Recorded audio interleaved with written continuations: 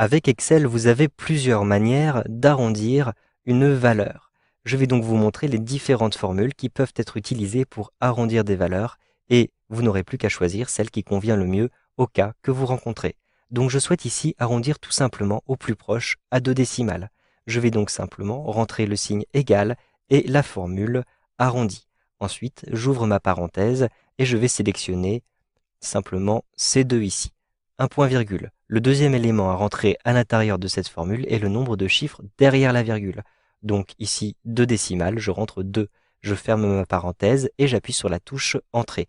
J'ai donc maintenant 120,37. En effet, derrière le 6, ici j'ai un 9, donc j'ai un arrondi naturellement au-dessus. Si j'avais à cet endroit-ci non pas un 9, mais par exemple un 1, je vais rentrer 1, j'appuie sur la touche Entrée. Vous le voyez, l'arrondi se fait automatiquement en dessous. Pour la suite de mon exemple, je vais restituer ici le 9 et j'appuie sur la touche Entrée. Maintenant, je choisis d'avoir un arrondi au chiffre des centaines le plus proche, c'est-à-dire à 2 éléments devant la virgule et non plus derrière la virgule. Je vais utiliser exactement la même formule, arrondi. J'ouvre la parenthèse, je sélectionne la référence, point virgule, mais cette fois-ci, au lieu de mettre 2, je vais mettre -2, puisque je souhaite arrondir à 2 chiffres devant la virgule. Je ferme ma parenthèse et j'appuie sur la touche Entrée. Effectivement, si j'arrondis au chiffre des centaines, j'obtiens 100. Je souhaite maintenant arrondir toujours le chiffre, mais en utilisant uniquement les chiffres pairs. Donc, je souhaite avoir le chiffre pair le plus proche. Je vais donc utiliser le signe égal et la formule pair, PAIR. J'ouvre ma parenthèse, je sélectionne la référence. Ensuite, je vais fermer la parenthèse tout simplement et j'appuie sur la touche Entrée. Le chiffre pair le plus proche sera 122. Je souhaite maintenant arrondir au chiffre impair le plus proche. J'utilise simplement ici le signe égal et la formule impair. J'ouvre la parenthèse, je sélectionne le nombre, je ferme la parenthèse et j'appuie sur la touche Entrée. Le chiffre impair le plus proche est bien 121. Je souhaite maintenant arrondir toujours au dixième inférieur. Donc ici, je souhaite avoir 120,3 et non pas 120,4 qui me serait renvoyé par la formule arrondi. Je vais donc utiliser la formule arrondi inf pour inférieur. Je rentre égal, puis arrondi comme ceci, point, inf. J'ouvre ma parenthèse et je vais sélectionner ici C2.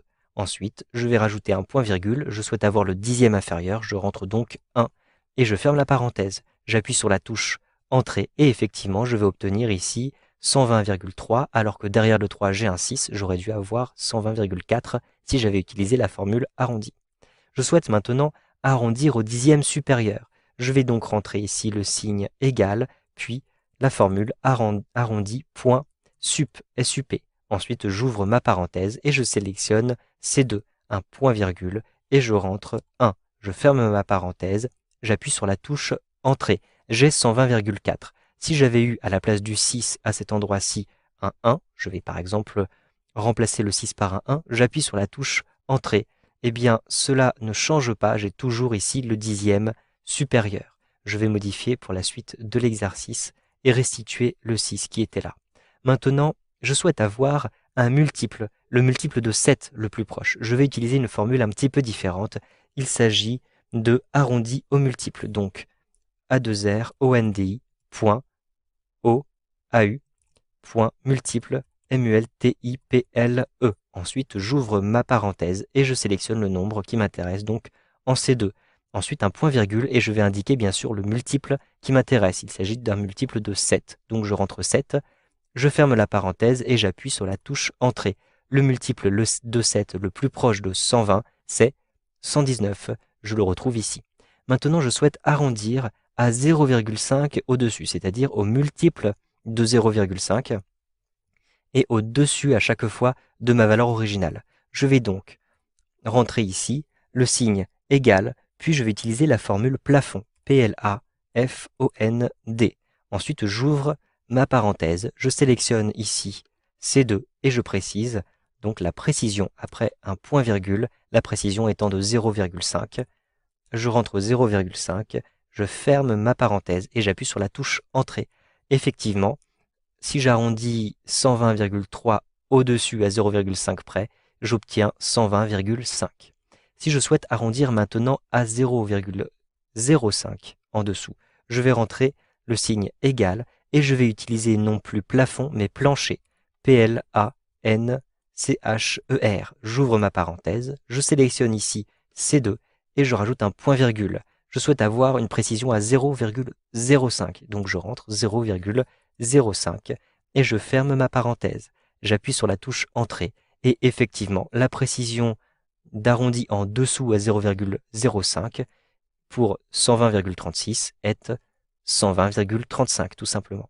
Je souhaite maintenant tronquer à partir de la troisième décimale, c'est-à-dire tronquer juste derrière le 9 ici. Je vais donc utiliser une formule encore différente. Tronc, donc égal, tronc, T-R-O-N-Q-U-E.